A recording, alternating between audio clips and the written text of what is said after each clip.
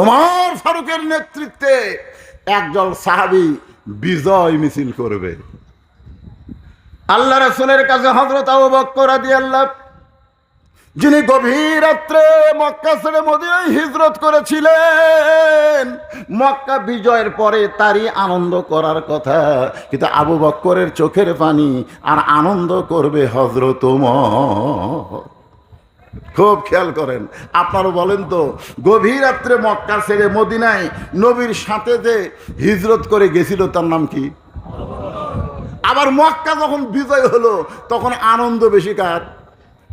কথা কয় না কেন? আবু বকরেরই হওয়ার কথা, আবু বকরেরই হওয়ার কথা। যাই একদিন গভীর রাত্রে এই মক্কা ছেড়ে নবীকে নিয়ে মদিনাত হিজরত করা লাগছে, আর সেই মক্কা যখন দখল হচ্ছে লাগারে, জোরে কোন কথা ঠিক কিনা? কিন্তু না, ওমর ফারুকের নেতৃত্বে একদল সাহাবী যখন বিজয় মিছিল করবে,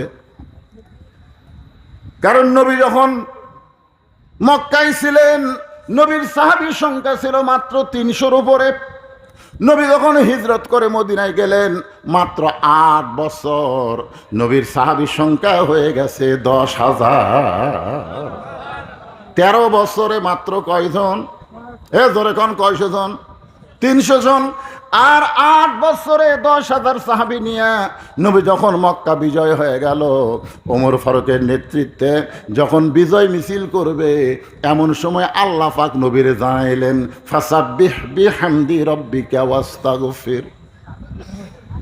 এই মক্কা বিজয় মুসলমানের দ্বারা হয় নাই, এই মক্কা বিজয় হয়েছে আল্লাহর সাহায্যে। জোরে বলেন, কার সাহায্যে? ৫ই আগস্টে বাংলাদেশে এটা আমাদের দ্বারা বিজয় হয় নাই, আমরা কিছুই করতে পারি নাই। ওয়াজ করবার গেলে চারিদিকে তাকায়া তাকায় ওয়াজ করা লাগতো, ঠিক কিনা কর? এই ৫ই আগস্টের আগে যেটা ওয়াজ করছি, আগে টেজত আসে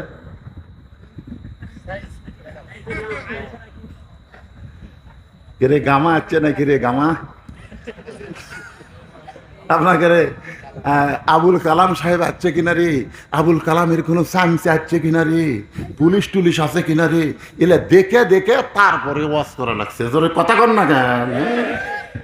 কিছুই করতে পারি নাই দীর্ঘ 16টা বছর, হক কথা পর্যন্ত ঠিক মতো আমরা বলবার পারি নাই। জোরে কোন ঠিক? তাহলে কি মনে করতেছেন এই বিজয় হামাকরক দিয়া হচ্ছে? কে দিছে?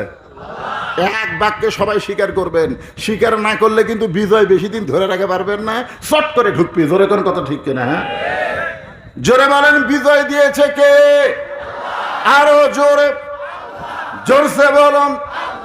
তাহলে আল্লাহ যদি বিজয় দেয়, বিজয় মিছিল করা যাবে না,